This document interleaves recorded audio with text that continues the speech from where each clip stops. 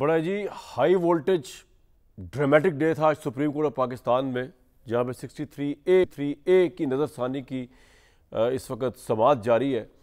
बदतमीज़ी, गुंडागर्दी, धमकियाँ, ये सब हुआ आज सुप्रीम कोर्ट ऑफ पाकिस्तान में। अगर आपने कोई ड्रामा मिस किया है, आपको कोई शौक है नेटफ्लिक्स देखने का, तो आप सुप्रीम कोर्ट की समाअत देखें, उसमें जो आजकल हो रहा है आपको कुछ और देखने की ज़रूरत नहीं पड़ेगी।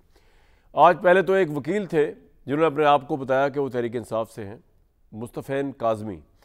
उन्होंने आज बड़ी बदतमीज़ी की चीफ जस्टिस साहब के साथ। चीफ जस्टिस साहब के साथ आज खैर वैसे ही बड़ी बदतमीज़ियाँ हुई, क्योंकि आज वकला ने उनका पुतला जलाया। कुछ वकला ने, मैं सबकी बात नहीं कर रहा। आज बकौल चीफ जस्टिस की गुंडागर्दी हुई सुप्रीम कोर्ट में, उनके साथ बदतमीज़ी हुई।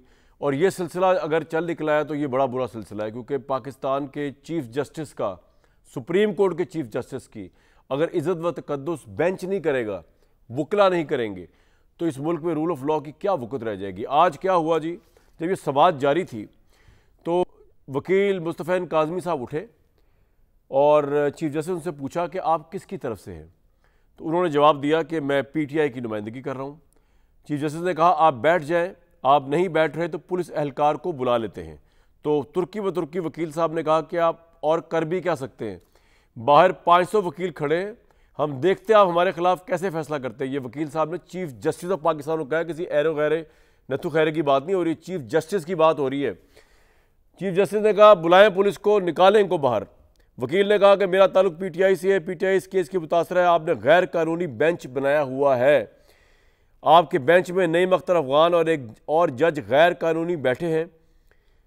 जस्टिस मज़हर आलम मियाँ ने कहा कि अदालत में खड़े होकर सियासी बातें ना करें। दौरान समाअत जो है फिर मुस्तफ़ैन काज़मी साहब जो है वो ऊंचा बोलना शुरू हो गए, जो कि बहुत ज़्यादा बदतमीज़ी के ज़िम्मे में आता है सुप्रीम कोर्ट के साथ। और इसमें चीफ जस्टिस ने कहा कि बैरिस्टर अली ज़फ़र साहब ये क्या हो रहा है, आप बेइज्जत करें, हम ये हरगिज़ बर्दाश्त नहीं करेंगे। चीफ जस्टिस साहब फरमाते हैं। अली ज़फ़र ने कहा कि सर मैं इनके रवैये का ज़िम्मेदार नहीं हूँ। चीफ जस्टिस ने कहा आप जिम्मेदार हैं, क्योंकि इनका ताल्लुक आपकी जमात से है, वकील साहब का। क्या मुल्की इदारों को इस तरह धमका कर चलाना चाहते हैं? मेरा कसूर सिर्फ ये है कि मैंने हमेशा बर्दाश्त का मुजाहरा किया चीफ जस्टिस, मेरी अदम बर्दाश्त की ऐसी तरबियत ही नहीं है। साबिक चीफ जस्टिस साकिब निसार ने कितने अरकान को पार्लियामेंट को जेल भेजा, ज़रा बताएं।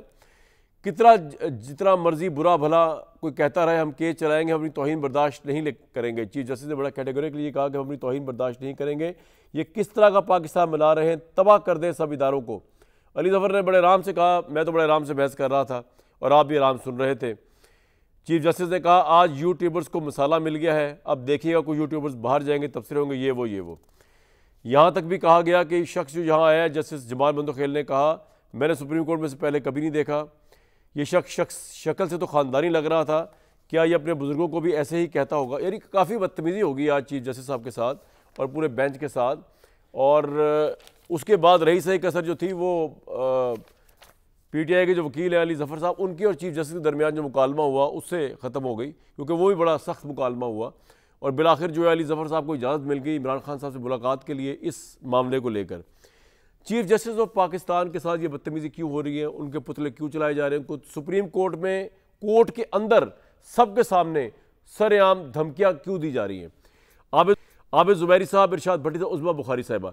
आबिद ज़ुबैरी साहब, आप मुस्तफ़ैन काज़मी एटीट्यूड को कंडेम करेंगे, और वकला जो पुतला जला रहे हैं चीफ जस्टिस का, क्यों जला रहे हैं? आप तो कानून के पाबंद वार्डरोब पहनते हैं ना, आप कानून हाथ में नहीं ले सकते। अगर आपको लगे कि यार बेंच गैर कानूनी है, चले होगा गैर कानूनी, मान लेते हैं आपकी बात। आपको लगे फैसला आपके खिलाफ आना है, मान लेते हैं आपके खिलाफ आना है।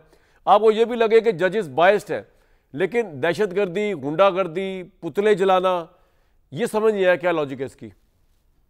क्या वकीलों को ये ट्रेनिंग दी जाती है कानून की? बिस्मिल्लाहिर्रहमानिर्रहीम। नहीं, बिल्कुल मैं इसकी पुरजोर मजम्मत करता हूँ कि आपको, चाहे आप बेंच आप समझते हैं गैर कानूनी है और आपके साथ इंसाफ नहीं कर रही, और आप समझते हैं जो भी आपका लीगल पॉइंट हो, और आपके हो सकता है आपके ख़िलाफ़ फैसला आए, लेकिन ये कोई तरीका नहीं है। आपको इज़्ज़त करनी है, अदालत की इज़्ज़त करनी है, जज की इज़्ज़त करनी है। जिस तरह जज को आपको इज़्ज़त देनी चाहिए और तहम्मुल से केस सुनना चाहिए। तो ये दोनों टू वे ट्रैफिक होता है। अगर देखिए हम अपनी इंस्टीट्यूशंस की इज्जत नहीं करेंगे तो फिर कोई नहीं करेगा। साहब वैसे लेकिन मेरा एक सवाल जी, सवाल बताएं, सवाल पूछे मेरा एक सवाल अदलिया से ये भी है कि जजेस को खुद भी अपनी, अब देखिए पिछले साल जो सुप्रीम कोर्ट के हुक्म गया और बेइज्जती की गई और इनके जो तकारीर होती थी, पीडीएम ने एक धरना दिया, इन सब को मुत्तहद होके अपने इंस्टीट्यूशन को डिफेंड करना चाहिए था। आज उनके जजमेंट्स इंप्लीमेंट नहीं हो रहे, तो क्या ये देखिए, ये चीफ जस्टिस साहब पे मैं एक वो था इंस्टीट्यूशन के वो हेड हैं, उनको अपने इंस्टीट्यूशन का दिफा करना चाहिए कि ठीक है जो तो चीफ जस्टिस आपके ख्याल में, चीफ जस्टिस सर मेरी बात सुने, चीफ जस्टिस तो फैसले इंप्लीमेंट नहीं कर सकते, तो गवर्नमेंट ने कर रहे हैं, नंबर 1। और क्या चीफ जस्टिस आपके ख्याल में अपने इंस्टीट्यूशन का दिफा नहीं कर रहे?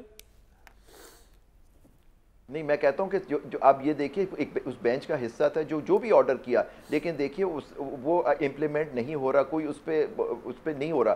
तो मैं समझता हूं कि ऐसे आपस में जजेस को मिल के supreme court as a unit, as a united force आप इंश्योर करें कि जी आप इनके जजमेंट इम्प्लीमेंट हों सर। और देखिए ये जो प्रोटेस्ट करना हर किसी का हक है, नहीं, लेकिन पुतले जलाना तो यार चीफ जस्टिस पाकिस्तान के, ये तो हक नहीं किसी का ना यार, ये तो मतलब ये तो एक फैनेटिक सी बात नहीं। मैं आप कह रहा हूँ नहीं, प्रोटेस्ट करना हक है। मैं यही कह रहा था कि पुतले जलाना, उनकी बुराई करना मैं नहीं समझता। आप लीगली उनसे जो भी बात करें, आप लेकिन आपने एक बड़ी अहम बात की, आपकी बात से मुझे आबिद ज़ुबैरी साहब ये इंदिया लग रहा है कि आप कह रहे हैं कि चीफ जस्टिस ऑफ पाकिस्तान जो है ना वो फैसलों पर इंप्लीमेंट करवा पा रहे हैं और ना वो अपने इदारे की इज्जत करवा पा रहे हैं। ये बड़ा सीरियस इशू आपने या एलिगेशन लगा दिया चीफ जस्टिस पे। नहीं, एलिगेशन नहीं लगा रहा, मैं ये कह रहा हूँ कि chief justice as a institution, ये वकला सब पे पाबंद हैं कि अपनी इंस्टीट्यूशन के आप दिफा करें, ठीक है, जो आप जिस तरह जो आपके साथ ये करे, हुकूमत हो, पार्लियामान हो, जो भी हो, मैं समझता हूँ आपका हक है, आपको एज चीफ जस्टिस आपको इंस्टीट्यूशन का कराना चाहिए। भाई एलिगेशन किसी पे नहीं लगा रहा, आप ये गलत अल्फाज इस्तेमाल कर रहे हैं। अच्छा, आप एलिगेशन नहीं लगा रहे, अब ठीक है, आप कह रहे करना चाहिए। भट्टी साहब, मैं उस साहब आता हूँ आपके पास, मैं कह रहा हूँ पहले जरा न्यूट्रल राय ले लूँ। सर आपका पॉइंट बिल्कुल आ गया कि आप कह रहे हैं ये होना चाहिए। भट्टी साहब, ये आज का जो वाकया है इसको आप किस कॉन्टेक्स्ट में देखेंगे? जिस तरह बदतमीजी की जा रही चीफ जस्टिस से, वकील खड़े होके, सो कॉल्ड वकील हैं या असल वकील हैं, वकील तो मेरे ख्याल से हैं वो, और जिस तरह पुतले जलाए जा रहे हैं, ये क्या हो रहा है सर सुप्रीम कोर्ट में? देखिए, पहली बात तो ये है कि इससे पहले बल्कि महीना 2 महीने पहले गो के वीडियो बाद में वायरल हुई, जो बेकरी वाला वाकया हुआ, वो भी काबिल मज़म्मत है, शर्मनाक है कि कोई फैमिली के साथ जाए और उसके साथ ऐसा रवैया हो। कोई भी जा सकता है, तो इसका मतलब है कि अब बाहर निकलना भी मुश्किल हो गया है। दूसरा, जो आज मुस्तफ़ैन काज़मी साहब ने जो कहा कि आपने अदालत को मजाक बना दिया है, आपने गैर आइनी बेंच बनाया हुआ है, फ्रॉड चीफ जस्टिस हैं, और इसके अलावा बाहर जो पुतले जल रहे थे और नारे लग रहे थे गो काजी गो, वो भी काबिल मज़म्मत है, नहीं होना चाहिए। ये अच्छा है, सारा बता के बिल्कुल भी जिनको नहीं पता आपने बता दिया, चलें, सही है, बिल्कुल सही है। अच्छा चलें जी, ये पूरे पाकिस्तान को पता है जी, पूरे पाकिस्तान को पता है, किसी को भूल नहीं है, सारा सब कुछ सबके सामने है, कोई चीज़ आजकल छुपी नहीं रहती। लेकिन कुछ चीज़ें हैं जिनको आप चीज़ों को क्लियर करना बड़ा ज़रूरी है। पहली चीज़ ये है कि जो चीफ जस्टिस साहब का शुरू से कंडक्ट है, उस पर भी मुझे तो वो कभी भी अच्छा नहीं लगा, जो समाअत के दौरान हो या ख़ास तौर पर पाकिस्तान तहरीक इंसाफ अगर सामने हो, या ख़ास तौर पर इमरान खान का जिक्र सामने हो। दूसरी बात यह है कि नैब तरामीम बहाल वाला शुरू कर लें, बल्ला छीनने वाला बात कर लें, और उसके अलावा ताहियात नाहली वाली बात कर लें, वो मुतनाज़े और स्यातरीन फ़ैसले हैं उनके।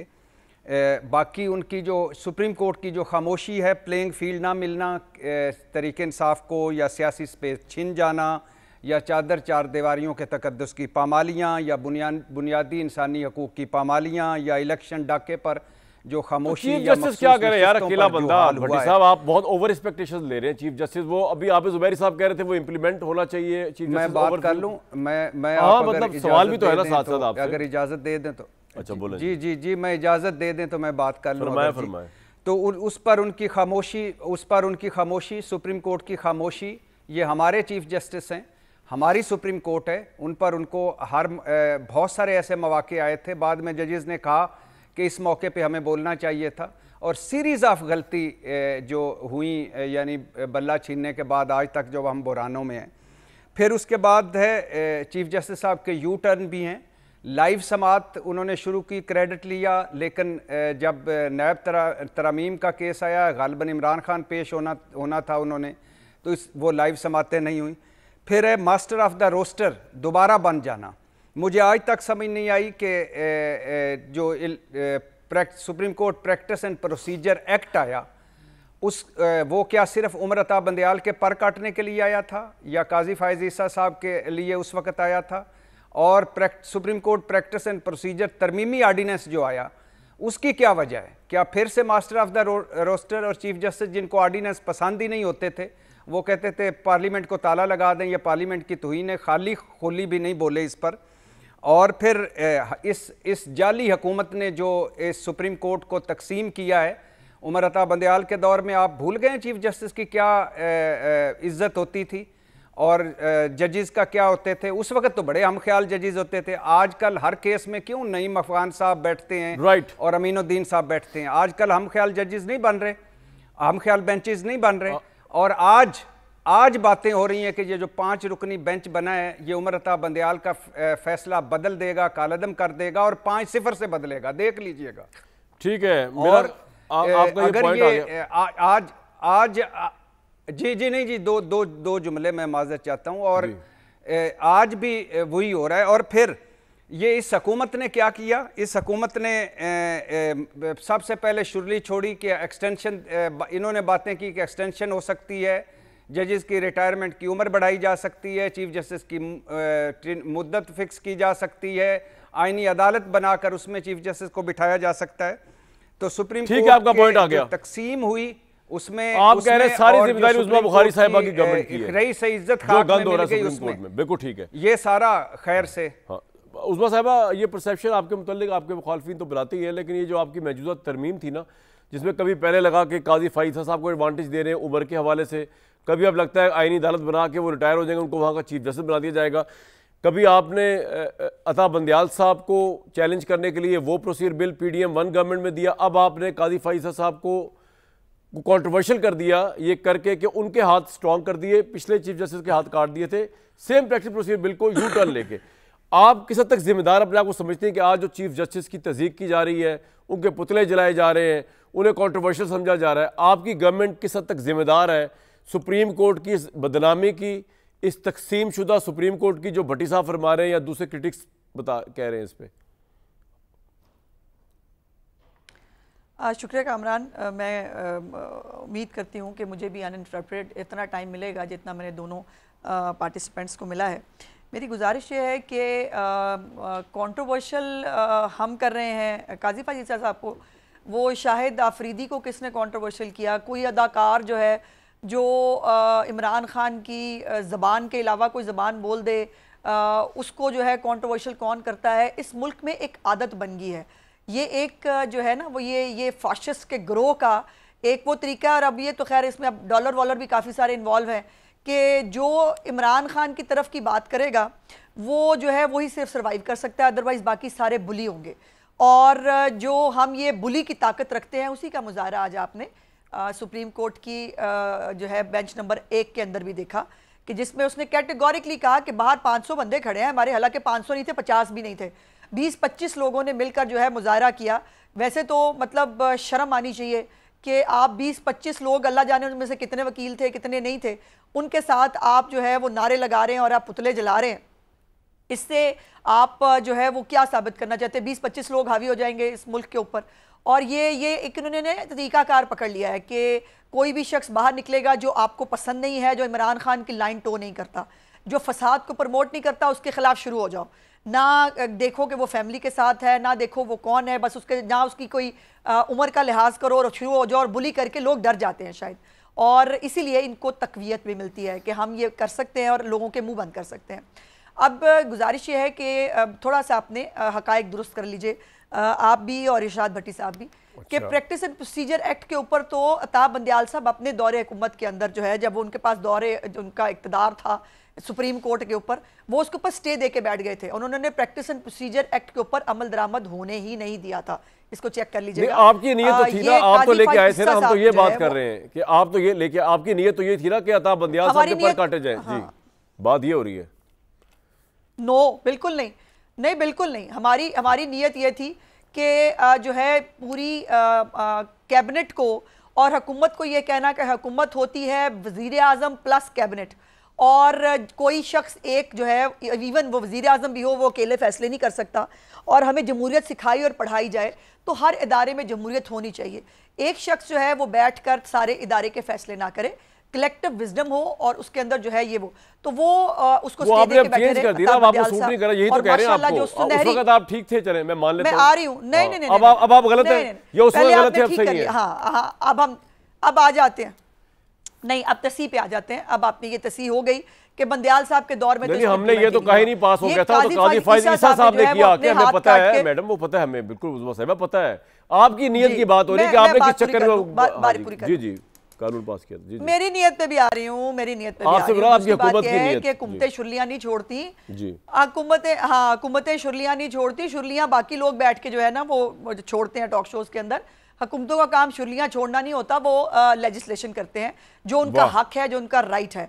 अब ये है कि अगर आपने एक पार्टीबाजी बना ली है और आप ये कहें कि हम रिडंडेंट कर देंगे एक इदारे के किसी सरबराह को, उसको काम करने नहीं देंगे, हम जो है वो छुट्टियों से वापस नहीं आएंगे, हम जो है वो रोस्टरम जो है वो बनने नहीं देंगे, तो फिर क्या करें? फिर क्या ये आमरीत नहीं है? क्या इसको कंडेम नहीं होना चाहिए कि एक शख्स जो है वो एक कमेटी का मेंबर है लेकिन वो कमेटी को रिडंडेंट कर दे, वो कहे मैं चलने नहीं देता और मैंने पार्टीबाजी बना ली है और अब जो है वो मेरी मुताबिक फैसले करो, मेरे मुताबिक जो है वो करो, मेरा इंतजार करो, वरना जो है वो कभी कभी ये सवाल मेरे ज़हन में आता है। मैं आपसे एक बात करूं उस्मा साहिबा, ऐसा नहीं हो सकता। जो जिस मुल्क से हमने डेमोक्रेसी ली ना, वेस्ट से ली, इंग्लैंड से ली, जो सारे ममालिक हैं, वहां पर शायद इतनी पावर जो दी गई थी पार्लियामेंट को, और इक्वल पावर कोर्ट के पास भी मौजूद है obviously. At the end of the day वो भी डिस्क्वालीफाई जिसको चाहे कर सकते हैं, अगर करना चाहे, अगर कोर्ट की प्राइमरी जुरिसडिक्शन फॉल कर रहा हो। लेकिन हमने शायद जो है ना उसको लिटरली मीनिंग, हमने उसको अब्यूज बहुत किया है। मतलब पार्लियामेंट ने भी अब्यूज किया, कोर्ट से भी अब्यूज किया, माजी में भी किया, अब भी शायद कर रहे होंगे, और पार्लियामेंट ने भी बहुत अब्यूज किया अपनी पावर्स को, जैसे अब आपकी पार्लियामेंट अब्यूज कर रही है। अब आप बिल्कुल आप कर रहे हैं, क्योंकि आप ये राइट देने को तैयार ही नहीं है सुप्रीम कोर्ट को कि अगर वो एक फैसला कर दें तो आपने उसके ऊपर एक और फैसला अपना लिया है पार्लियामेंट के थ्रू, और आप कह रहे हैं हमारे पास भी एक फोरम मौजूद है पैरेलल, हम जो है सादा अक्सरियत से तरमीम भी नहीं एक सुप्रीम कोर्ट के फैसले को इंप्लीमेंट नहीं होने देंगे, क्योंकि हम एक ले आए कानून के जनाब ये है, इस तरह है, और हम इलेक्शन कमीशन को भी पाबंद कर रहे हैं, हमारा स्पीकर भी लिख के दे रहा है। तो ये तो तमाशा बन गया ना, फिर टोटल तमाशा है ना। फिर ये आप भी भुगतेंगे, आज आप पावर में, कल आप भी भुगतेंगे इसको। नहीं कामरान जी जी जी नहीं कामरान, एक साइड ऑफ स्टोरी आपने बताई है, एक मेरी सुन लें। पार्लियामेंट का काम है, उसने एक आइन के तहफ़्फ़ुज़ की कसम खाई होती है पार्लियामेंटेरियंस ने। आईने पाकिस्तान बड़ा कैटेगोरिकली जो है वो बताता है कि 3 दिन के अंदर जो है वो आपने जो इंडिपेंडेंट कैंडिडेट्स हैं वो 3 दिन के अंदर अपनी पार्टी जो है वो बता सकते हैं वो किस में जाना चाहते हैं, और उसके बाद उसके ऊपर जो है वो फ्लोर क्रॉसिंग की शर्त जो है वो आ जाती है। आप फ्लोर क्रॉसिंग को आईनी तहफ़्फ़ुज़ दें। आप एक पार्टी जो पार्टी थी नहीं उसको फायदा पहुंचाने के लिए टोटल, और फिर 14 सितंबर को जो है वो पार्लियामेंट का इजलास हो। एक मिनट, नहीं मुझे बात पूरी कर लेने दो प्लीज लेट मी कंप्लीट। ये इंपॉर्टेंट है, ये इंपॉर्टेंट है। 14 सितंबर को पार्लियामेंट का इजलास आ जाए, उससे पहले एक दिन पहले बाकायदा तौर पर हफ्ते वाले दिन जो है वो ये एक फैसला जो है वो टोटल, जिसके अंदर जो सवालात पूछे गए, जो पूछा कि आइन की कौन सी शिक के तहत इनको ये 15 दिन देने हैं, आइन की कौन सी शिक के तहत फ्लोर क्रॉसिंग की इजाजत देनी है, आइन की कौन सी शिक के तहत जो है जो आपने फैसला फरमाया वो आता है। अब मैं जवाब तो ले लूं, आपका पॉइंट आ गया। जो पार्टीबाजी बनी हुई है वो होना है, या आईने पाकिस्तान के ऊपर जो है वो हमने अमल दरामद करना है, ये सिंपल सा कॉन्सेप्ट है। भट्टी साहब आपने कुछ बात करनी है, फिर आबिद साहब से मैंने एक टेक्निकल बात पूछनी है, लेकिन आप बताइए भट्टी साहब कुछ कहना चाह रहे हैं आप? मैं कुछ हकायक दुरुस्त कराना चाहता हूँ अज़मा बुखारी साहिबा के। पहली बात तो ये कि कौन सा कलेक्टिव विजडम था, कौन सी जमहूरियत थी, कौन सा वन मैन शो आप दूर करना चाहते थे कि अपने ही एक्ट में आप तरमीम ले आए। पहले आप, चूंकि आपको उमर अता बंदयाल के दौर में कलेक्टिव विजडम, जमहूरियत, वन मैन शो, ये भी वैसे कुदरत का करिश्मा देखिए कि जिनकी पार्टियों में कलेक्टिव विजडम नहीं है, जिनकी पार्टियों में वन मैन शो है, जिनकी पार्टियों में जमहूरियत नहीं है, वो हमें दर्स देते हैं जमहूरियत का, वन मैन शो का। और दूसरी और जब उमर अता बंदयाल थे ये कलेक्टिव विजडम और जो ये जमहूरियत और वन मैन शो ख़त्म था, और जब जस्टिस मुनीब और जस्टिस मंसूर अली शाह एक पेज पे आ गए कुछ केसों पे, तो फिर ये कलेक्टिव विजडम, ये जमहूरियत और वन मैन शो हवा हो गया और फिर आपने तरमीमी आर्डिनेंस ले आए। क्यों नहीं मानते आप? माने, आप सच को फेस करें। क्या सच? दूसरी बात है कौन सी कानून साजियां हुकूमत करती है, कौन सी हुकूमत की कानून साजियां आप करते हैं? ये करते हैं कि अब इमरान खान नैब भुगत रहा है तो नैब तरमीमी आर्डिनेंस ले आए, 14 दिन से 40 दिन रिमांड कर दें। ये करते हैं कि इलेक्शन एक्ट जब सुप्रीम कोर्ट ने फैसला दिया है तो आप इलेक्शन एक्ट में तब्दील कर दें, सुप्रीम कोर्ट के खिलाफ मेलाफाइड आप कानून साजियां करें। फिर इलेक्शन एक्ट में जब धांधली कमीशन, सिर्फ 2 मिनट, जब धांधली कमीशन बनने लगे तो आपने उस वक्त दूसरा इलेक्शन तरमीमी आर्डिनेंस ले आए, फिर प्रैक्टिस एंड प्रोसीजर एक्ट ले आए, फिर तरमीमी आर्डिनेंस ले आए। और दूसरी बात यह है कि आप जो शुरलियां जो है ये मुसलसल छोड़ रहे हैं। किसने ये शुरली छोड़ी आईनी अदालत की? किसने ये शुरली छोड़ी थी कि काजी फायज ईसा साहब को एक्सटेंशन देंगे? किसने ये शुरली छोड़ी थी जजेस की रिटायरमेंट कराएंगे? किसने ये शुरली छोड़ी थी कि मंसूर अली शाह चीफ जजेस लगाएं भी हम, जजेस की मॉनिटरिंग भी हम करें, चीफ जस्टिस भी हम बनाएं?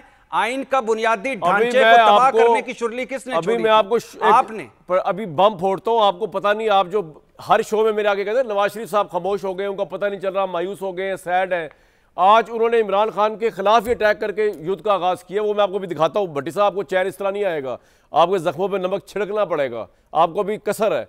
लेकिन आप ज़ुबैरी साहब, मैं आपके लिए एक सवाल छोड़े जा रहा हूं ब्रेक पे कि ये एक बड़ा एक लेजिटिमेट क्वेश्चन बन गया है कि अगर इनके पास मेजॉरिटी आ जाए तो फिर तो ये कम से कम आईनी इदारा तो कायम कर सकते हैं ना, जिसके ऊपर आप और तहरीक इंसाफ और दूसरे वकला जो है आप जैसे लाइक माइंडेड, उन्होंने इतना बड़ा फस क्रिएट कर दिया कि जनाब ये कर ही नहीं सकते। मतलब you can't restrict the rights and the powers and the sovereignty of the parliament. अगर उनके पास 2/3 है तो इसका जरूर जवाब दीजिएगा अगर ये करना चाहें। देखिए, हम ये कह सकते हैं कि नीयत खराब है, ये बहुत बद नीयतें हैं।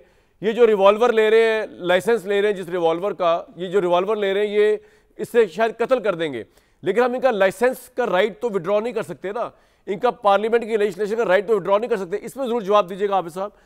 एक ब्रेक के बाद ही नवाज शरीफ साहब ने किया इमरान खान पे से आज, जरा आपको वो भी उसकी झलक दिखाएंगे एक ब्रेक के बाद। हाफिज ज़ुबैरी साहब, दरख्शा माजी नहीं रहा, ना कोर्ट्स का रहा, ना पाकिस्तान के पार्लियामान का रहा। ज़रा मैं आपको दिखाना चाहता हूँ कि नवाज शरीफ साहब ने भी आज इंडिकेट किया, फिर आप जवाब इकट्ठे दीजिएगा। वो भी बता रहे हैं किस तरह सुप्रीम कोर्ट ऑफ पाकिस्तान को यूज़ किया गया मेलाफाइड इंटरेस्ट। तो हम हर चीज़ के मतलब कितने फॉर श्योर किस तरह हो सकते हैं कि ये सही और वो गलत है? ज़रा सुनवा दें जो उनको अपने मतलब बता रहे हैं किस तरह उनको निकाल के उठा के बाहर फेंका गया और सुप्रीम कोर्ट उसके लिए यूज़ हुई।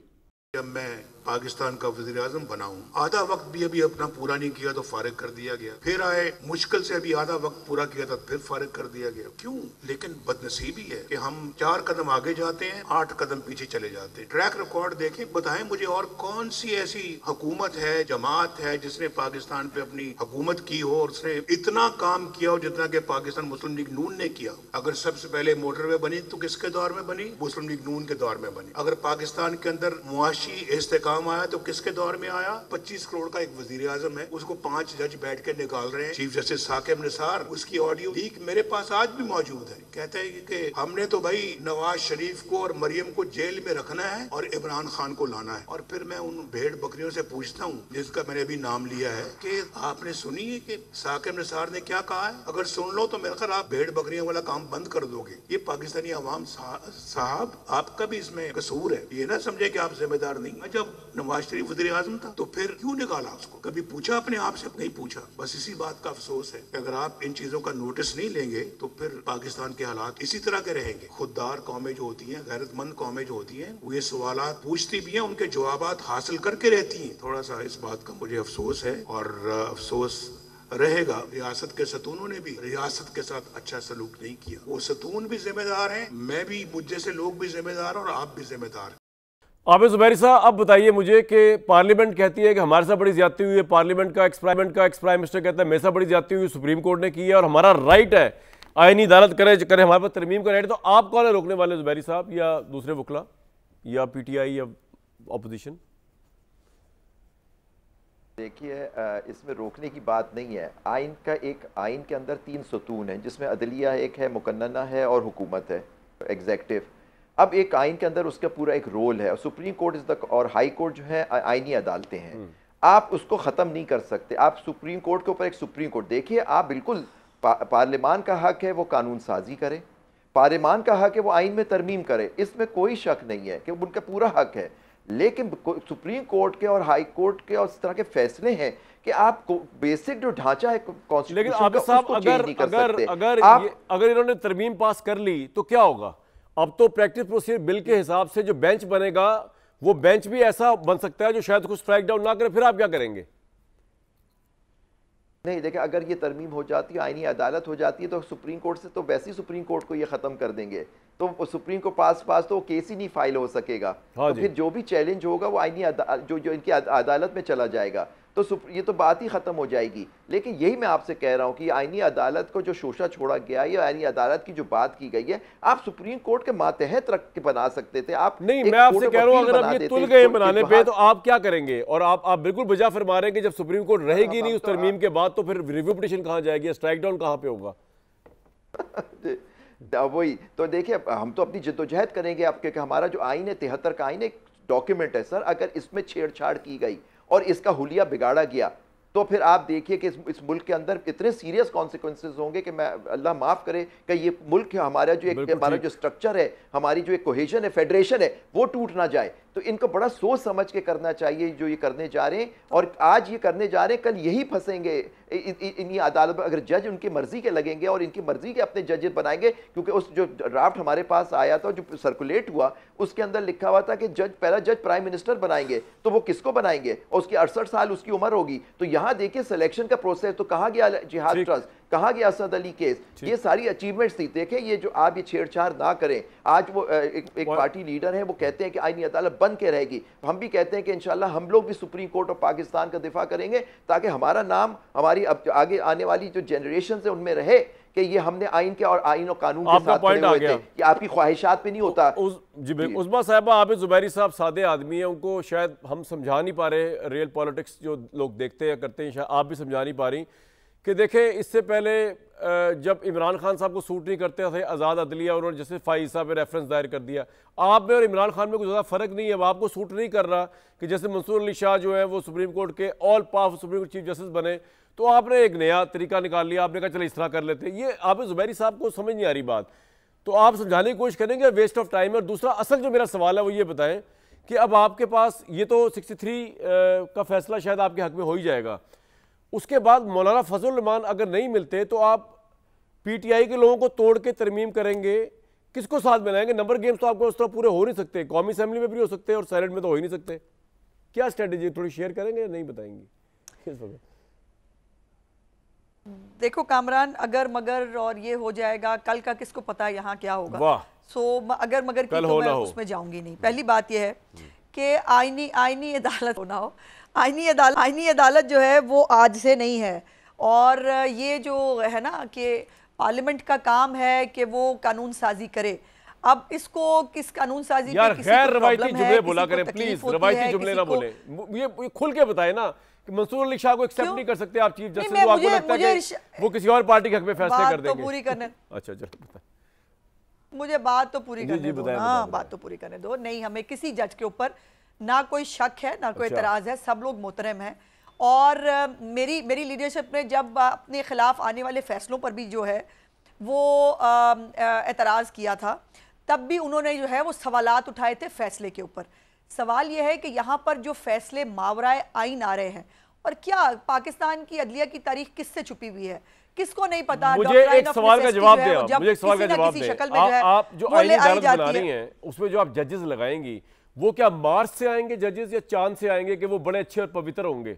यानी कि आप कह रहे हैं कि यहाँ पे तो कैजुअलिटी हो रही है, यहाँ पे तो रीराइट किया जा रहा है सुप्रीम कोर्ट में, तो जो आप लगाएंगे अपॉइंट करके वो कहाँ से आएंगे? वो कोई पेरिस से आ रहे होंगे, वो कोई प्लेनेट से आ रहे, कहाँ से आ रहे होंगे? देखो, नहीं यही जाहिर है, यहीं से आएंगे। हमारे बीच में से होंगे, जो जैसे जज यहाँ है वैसे ही होंगे। लेकिन सवाल यह है कि क्या आईनी अदालत जो है वो कॉन्स्टिट्यूशन कोर्ट्स कोई बिल्कुल कोई मावरा है, कोई जो नहीं, मावरा वो बन रहा है ना जब आप सुप्रीम कोर्ट से ऊपर बना रहे हैं उसको ना। एक मिनट बात तो पूरी करने दो कामरान, मैं बता रहा हूं साथ-साथ। जी आपसे बात हो रही है, let me complete, let me, I know, let me complete please. मेरी गुजारिश ये है कि हमें सारा दिन जो है हमें शौक है कि इमरान न्याजी और प्लस तहरीके इंसाफ की जितनी भी पिटीशंस आई हुई है ना, सिर्फ वो सुन ली जाएं। बाकी जो लोग हैं जिनकी विरासत के इशू है, जिनके कत्ल के मुकदमे चल रहे हैं, जो है वो साल सजाए मौत पा के बेचारे जो है वो लोग फारग हो गए होते हैं, वो जेलों के अंदर मर जाते हैं, उनकी कोई सुनने वाला नहीं है। तो इनको दोनों को अलहदा कर दीजिए। दूसरी बात, जो मुझे अमेरिका की और यूके की एग्जाम्पल सुनाते हैं, वहां पर जजों को अपॉइंट करने का तरीकाकार क्या है? क्या कहीं पर जज खुद ही बैठकर अपने एहतसाब करते हैं और खुद ही अपने आप को अपॉइंट करते हैं? आपका पॉइंट आ गया। एक अगर आप स्ट्रॉन्ग फैमिली से आपका ताल्लुक है या किसी स्ट्रॉन्ग चैम्बर से आपका ताल्लुक है, फिर वो दर चैम्बर और एक यहाँ पे तो ये है 3 जज एक ही चैम्बर के, वो एक ही जगह पे मौजूद है, फिर वो एक ही बेंच में बैठते हैं और फैसले भी एक ही जैसे आ जाते हैं। इत्तेफाक होता है, हसीन इत्तेफाक होता है। पॉइंट आ गया आपका। भट्टी साहब, नवाज शरीफ साहब ने युद्ध का आगाज कर दिया इमरान खान पर और बड़े हमले किए हैं। मैं सुनवा के आपका टाइम वेस्ट करना नहीं चाह रहा, लेकिन आपको लगता है कि इससे नवाज शरीफ साहब वापस एक्टिव हो रहे हैं सियासत के अंदर? और आप लोग कह रहे थे उनकी इंपॉर्टेंस इतनी है कि इंग्लैंड नहीं जा रहे, अभी उनके वोट की इंपॉर्टेंस है। ये हुकूमत तरमीम करेगी कि नवाज शरीफ साहब को रोक दिया उन्होंने बाहर जाने से? अब तो हुई सीधी सी बात है।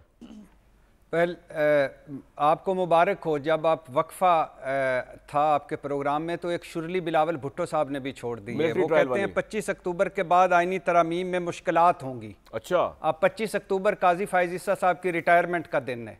अब मुझे बताएं, ये शुरली छोड़ने के बाद हम क्या कहेंगे?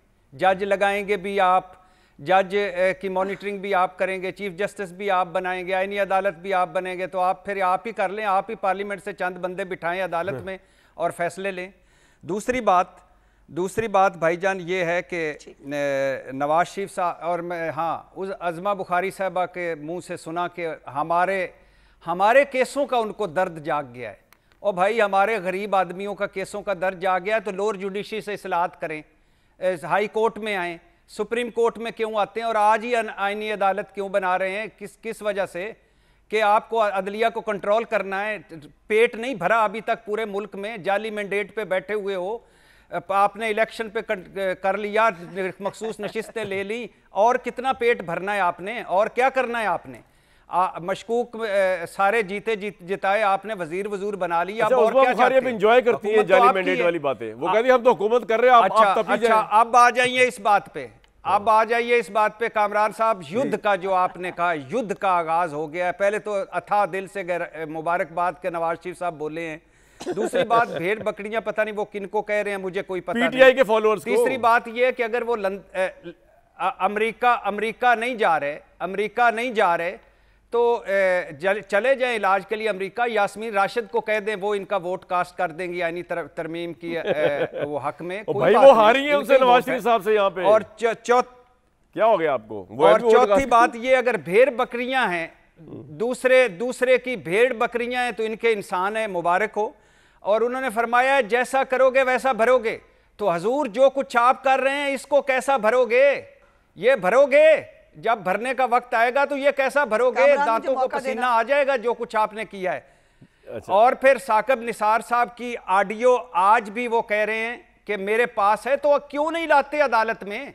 ठीक है, आपका पॉइंट आएगा जल्दी। उस्मा साहब, मैंने आप साहब को जैसा, लेकिन आपको मैं राइट दे रहा हूं, और 2 जुमले कर दें जी। 2 जुमले बोल दे भाई। 2 जुमले कामरान भाई, सिर्फ 2 क्या कसर रहेगी? 2 जुमले। मुझे अफसोस रहेगा कि इतना काम किया और मेरे साथ ये सलूक किया, अब मैं इसमें क्या कर सकता हूं?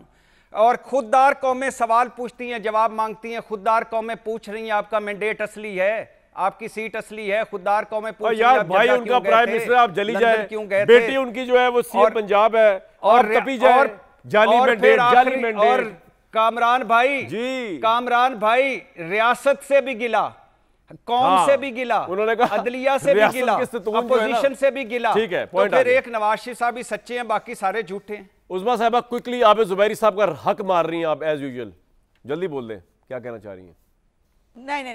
नहीं, बिल्कुल नहीं।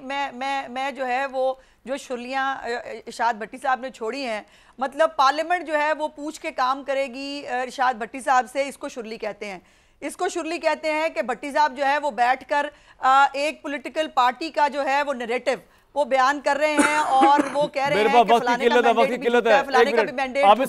तो ये शुरलियां ना छोड़ें, ये शुरलियां छोड़ना आपका काम नहीं है। मेरा ख्याल से सवाल ये भी तो होना चाहिए था ना कि मियां साहब ने इतने अच्छे काम किए तो अब की दफा उनकी पार्टी को फिर उस तरह वोट क्यों नहीं पड़ा? क्या ख्याल है आबिद साहब, आप एग्री करेंगे मुझसे?